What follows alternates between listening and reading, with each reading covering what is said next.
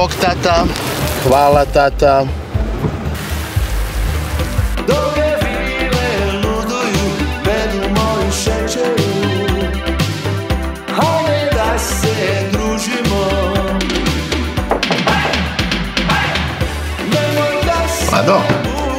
Lado?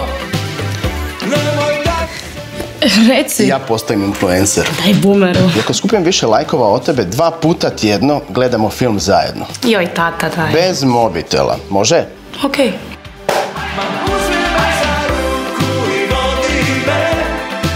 Vidi ga.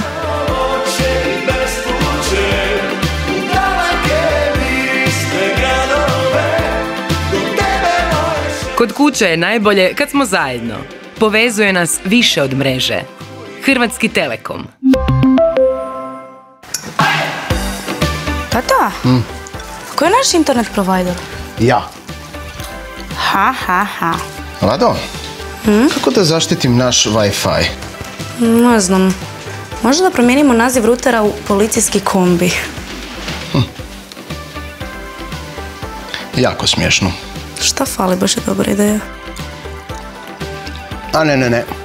Kad gledamo filmove nema surfanja. A kad gledamo seriju?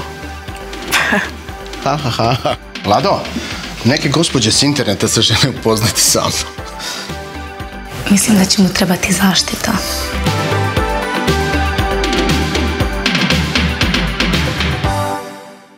Tata, presmiješan si mi. Upravo te streamam friendovima. Ti si smiješna, upravo ti gasim internet. Kako? Ja držim mobitel. A ja držim prst na pali gasi internet. Tata, ne!